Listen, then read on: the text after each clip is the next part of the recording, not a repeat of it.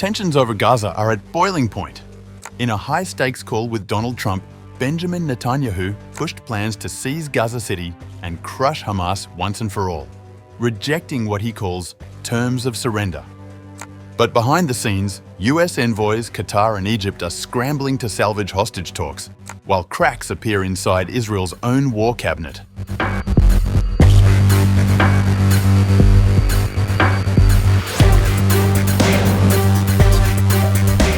Israeli Prime Minister Benjamin Netanyahu on August 10th held a high-stakes call with US President Donald Trump, a conversation that could shape the next and possibly final phase of Israel's war in Gaza.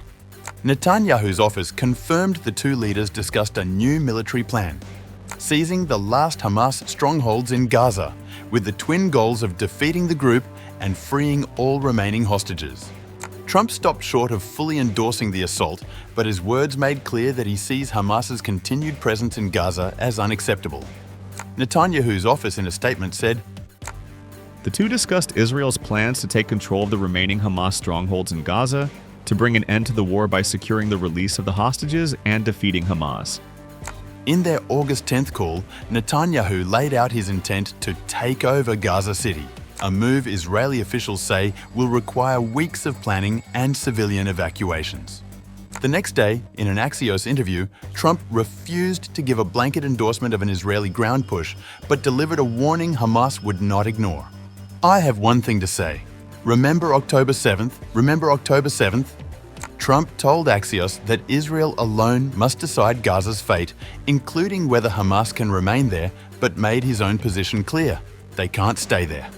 Netanyahu echoed that urgency in an August 10th press conference, rejecting Hamas's latest demands in hostage talks.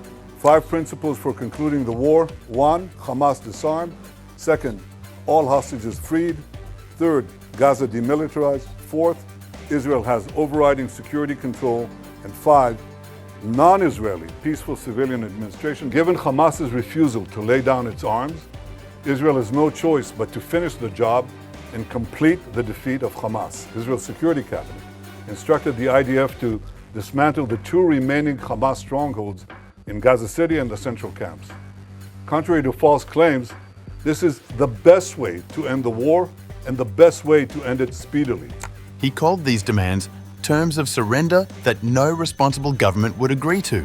According to the Times of Israel, Netanyahu will only consider negotiations if Hamas agrees to release all remaining hostages, a stance Trump reportedly supports.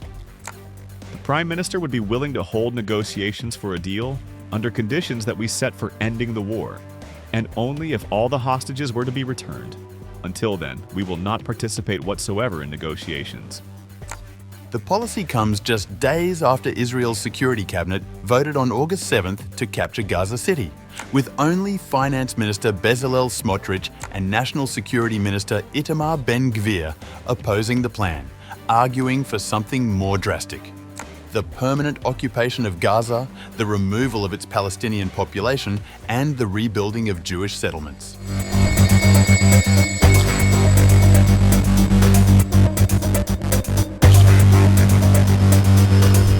Meanwhile, White House envoys Steve Witkoff and Qatari Prime Minister Mohammed bin Abdul Rahman Al Thani discussed the possibility of a comprehensive deal to end the war and free all the hostages during a meeting over the weekend in Ibiza, Spain. Later on August 11th, a senior Hamas delegation headed by Khalil al-Hayya arrived in Cairo for talks with Egyptian intelligence officials on the possibility of resuming negotiations over a Gaza ceasefire and hostage deal. The Hamas delegation left Qatar for Turkey 2 weeks ago when talks collapsed. The Qatari and Egyptian mediators are now trying to come up with a new proposal that will build on Witkoff's proposal for a partial 60-day ceasefire deal. In order to turn it into a comprehensive proposal to end the war, they plan to add more elements about the post-war situation in Gaza.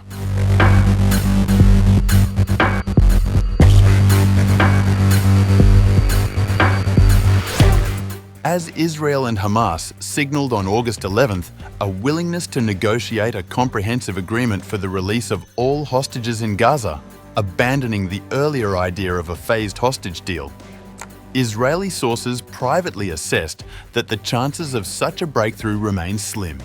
Both sides face major obstacles in bridging their deep differences. Political officials told Haaretz that while the Security Cabinet's decision to seize Gaza City is real and serious, Israel's leadership could drop or delay the plan if Hamas shows genuine willingness to make significant concessions. Palestinian sources familiar with the talks told Haaretz that progress now hinges on Israel's willingness to cancel its decision to occupy Gaza City.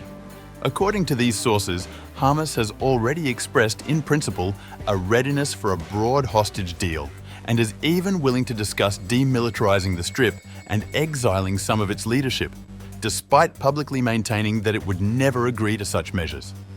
Palestinian businessman Bishara Bahbar, a mediator in the talks with Hamas, told Channel 13 News on August 12th that he is optimistic about renewed contact between the two sides. "I'm getting signals that there's interest in resuming negotiations." This optimism contrasts with the hardline stance of Prime Minister Benjamin Netanyahu and Strategic Affairs Minister Ron Dermer, who have pushed to abandon the partial deal framework. By contrast, Israel's National Security Council head Tzachi Hanegbi voiced a sharply different view.